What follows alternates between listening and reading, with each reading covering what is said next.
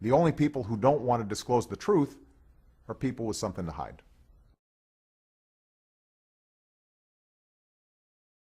Tonight, though, back to politics. The clock is ticking for Arizona Governor Jan Brewer to sign a newly passed bill requiring all presidential candidates to prove they were born in the United States before their names would be placed on the state ballot. The bill's author says it's about, quote, maintaining the integrity of the Constitution. And he says, believe it or not, this has nothing to do with President Obama. Mark me down as skeptical. Since 14 other states are considering similar legislation, let's talk things over. Joining us now, attorney Orly Taitz, a leading figure in the birther movement, and Cornell Belcher, a CNN political contributor and Democratic pollster. Orly, I want to go to you first just on the idea that people who want to push this legislation, can you honestly say with a straight face it has nothing to do with President Obama? Well, as far as legislation goes, it's something that has to be done. Why does it have to be done at the state level? There's a federal constitutional requirement to run for president. Why does any state have to worry about that? Because the ballots are state ballots. Each state has its own ballots, and therefore there has to be a provision in the state ballot whereby one running for office needs to prove that he is a natural-born citizen, and he needs to prove it not with a piece of garbage that Obama provided during 2008 election, that had nothing, but provided with certified copy of the original birth certificate, which Obama does not have, has to prove it with a certified copy of the original U.S. Social Security card that Obama does not have. He's sitting today in the White House with a stolen Connecticut Social Security number, and so forth. Absolutely, there has to be done by each and every state, and not only by the legislation, but also by the governors. I want to let Cornell into the conversation, but I'm going to make him wait for a second. I'm going to make him wait for a second, because if this guy is this good, then he should rule the world, because you don't think he was born in Hawaii. I've been to Hawaii, and here's the certificate of live birth. You're absolutely right. This is not a full birth certificate. There's another one apparently on file with the state of Hawaii government, and yes, you can say that why haven't they released the whole thing? Here's the certificate of live birth.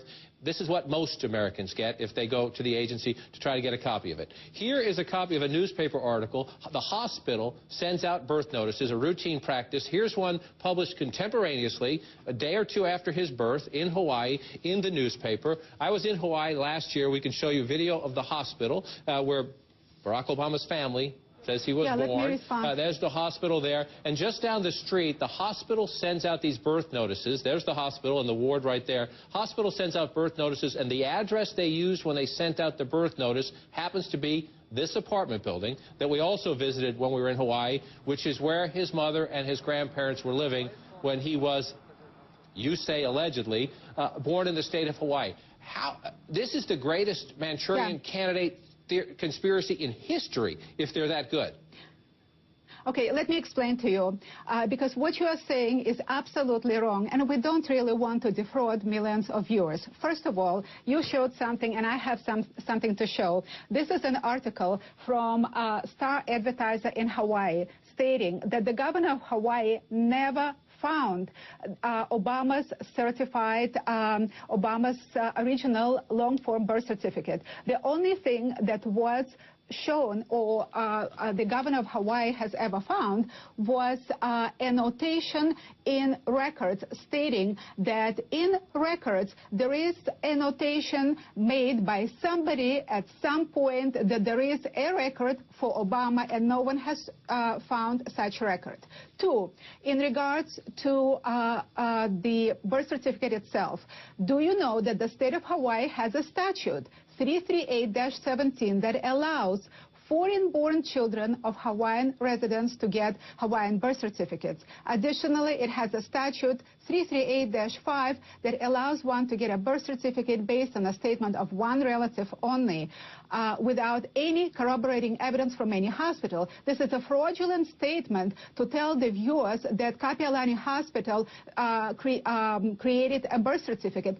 Never There was never No, I any didn't say that. I said they sent a birth notice to the newspaper. I said they sent a birth notice to the newspaper. No, fraudulent statement. Never That's happened. not a fraudulent statement. Really? Show me a letter or any piece of documentation from Kapiolani Hospital stating that Barack Obama was born in this hospital. It does not exist.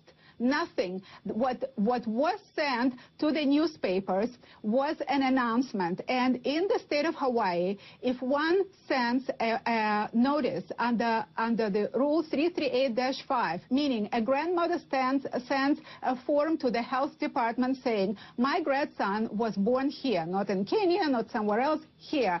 It is sufficient to issue a birth certificate based on a statement of one relative only. There was never any evidence to show that he was born in any hospital, and based on that statement of his grandmother, who could have been lying simply to get U.S. citizenship for her grandchild born abroad, the state of Hawaii would issue a birth certificate under Rule 338-5 and would send this birth certificate together with hospital birth certificates as notification to Hawaiian news agencies. Let me let Cornell stay with us, please. Stay with us. I'm sorry to interrupt, but stay with us. I just want to let Cornell into the conversation, because when you listen to that, you can say, if you want, you can say crazy, you can say absurd. However, you're in the polling business. And a chunk, and not an insignificant chunk, of the American people believe this. Let's look at our latest poll. Was Barack Obama born in the United States? Definitely yes, 46%. Probably yes, 26%. Probably no, 15%. Definitely no, 10%. 10% of all Americans think their president was not born in this country. Well, let's show you say what party, so let's look at it. Let's break it down by party. Was Barack Obama born in the United States? 43% of Republicans say probably or definitely not. 23% of independents say probably or definitely not. But this one jumps out and surprised me. 11% of Democrats say probably or definitely not. Does the president have to do something more proactively to clean this up? Or, as he said yesterday in his interview with George Stephanopoulos, I don't do conspiracy theories. Is that enough? Those doubts enough that in a close election, this controversy, as we at CNN have done a lot of work on this, and we think it's bogus, but 43% of Republicans, 23% of independents, and 11% of Democrats have doubts. The 43% of Republicans is what you want to focus on. And quite frankly, as someone who did polling work for the Obama campaign, this is not something that's new to me, and something that sort of has a direct relationship with their inability to sort of accept Barack Obama. The problem here is this. It is so categorically insane, and you have so many sort of rational people, not wanting to accept the truth. You have to ask, what is it about this president that makes them not want to accept the truth? Why are so many people vesting so much in something that is categorically insane? Orly, I think the question Cornell is asking, he's trying to ask it more politely. Let me ask it bluntly. If Barack Obama were white, would we be going through this? Absolutely. And as a matter of fact, when President McCain ran for office, the Senate Senator McCain said, take this off the table. He's an American. I believe he's an American. Let's talk about his views on taxes. Let's talk about his views on Social Security. Let's talk about his views on national security. Let me answer. When Senator McCain wanted to run, there was a hearing, a senatorial hearing, and it was a Senate Resolution 511, whereby it was decided that he is a natural-born citizen. And as a matter of fact, what I believe is this political correctness that went haywire, that allowed Barack Obama to get in the White House with a stolen Social Security number. Here, I have documents that the nation needs to see. This is Senator McCain. Here's the thing. Here's the problem.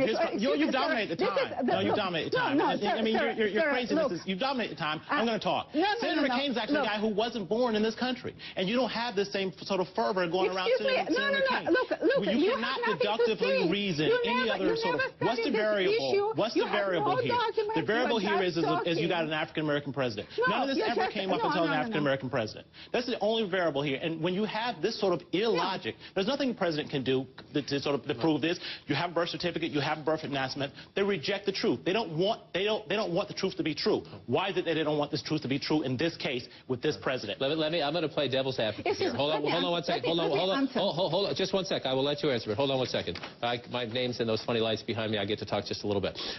I want you. This is the cynic in me, Cornell Belcher, that the White House says they don't worry about this, but every now and then you start to hear things where I think that somebody quietly is trying to at least use a subtle message to rebut this. Listen to these recent several little snippets of the president and things around him. We're all Americans. And that spirit of patriotism. This isn't a Democratic or a Republican idea. It's patriotism. This is what America's all about. Everybody from different places enjoying those things that bind us together. The thing about America that is great is that we're bold, we're tough. We show the world that all things are possible in the United States of America. That's who he is. I mean, that's not new. That's going back to the very beginnings of his campaign. Look, we got a fairly good percentage of Republicans last time around and voted for us. I mean, I think even Ike's daughter voted for us because this idea that he's of this American exceptionalism. There were article after article sort of saying this president reminds us of Ronald Reagan because of his exceptionalism. The idea that this guy believes that we are all one and sort of patriotic. Patriotism isn't a Republican ideal. It's a Democratic ideal as well. Orly, we've been waiting. Well, let me respond to this. Let me ask you a question, then you can come in. We've been waiting. Donald Trump, the businessman who says he may run for president, we're waiting. He's supposed to do a live event down in Florida. That's the event right there where he's supposed to come out and talk to reporters.